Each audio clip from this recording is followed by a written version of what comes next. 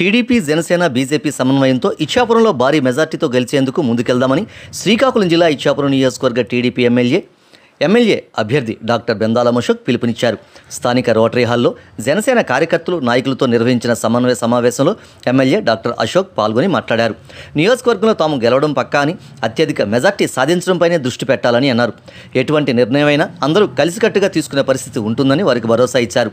జనసేన మండల అధ్యక్షులకు, కార్యదర్శులకు ఎన్నికల ప్రచారానికి సంబంధించిన సమాచారం ఎప్పటికప్పుడు చేరవేస్తున్నామని, వారు మండలంలోని పార్టీ శ్రేణులకు, కార్యకర్తలకు సమాచారం అందించుకోవాలని సూచించారు.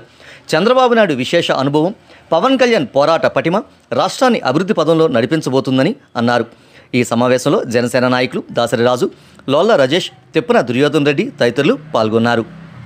మా ప్రభుత్వం మా ఇష్టమైన మాట నేను ఇప్పుడే మీ అందరూ కూడా చెప్తున్నాను.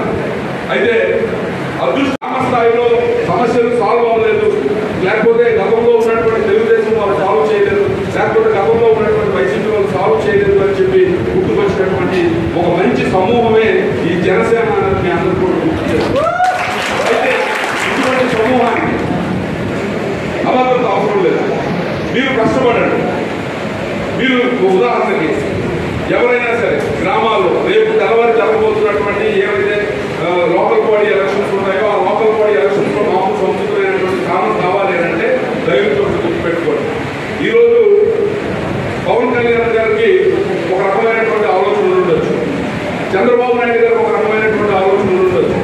ఇద్దరు కలిసి కూర్చున్నారు. కలిసి కూర్చుని 175 సీట్లు ఉన్నటువంటి ఈ రాష్ట్రంలో కేవలం 21 మాత్రమే ఎందుకు పెరుగుతున్నాయి? ఒకసారి మీరు ఆలోచించండి.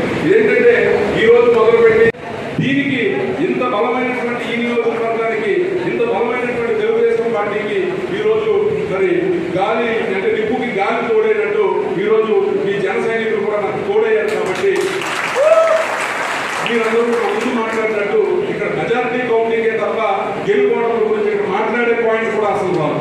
ఖచ్చితంగా గెలుస్తాం, అద్భుతమైనటువంటి మెజారిటీ కోసం. అయితే ఇక్కడ చాలా మంది మాట్లాడినప్పుడు ఒకలాంటి సమస్య సహజంగా కూటమి అన్నప్పుడు రెండు భావ వైరుధ్యాలు ఉన్నటువంటి వ్యక్తులు ఒక దగ్గర రావాలి. చంద్రబాబు నాయుడు గారి అనుభవం, పవన్ కళ్యాణ్ గారిది సమస్యని చూస్తే ఆవేశం. చంద్రబాబు నాయుడు గారు ముఖ్యమంత్రిగా చేసినటువంటి అనుభవం, పవన్ కళ్యాణ్ గారు ముఖ్యమంత్రి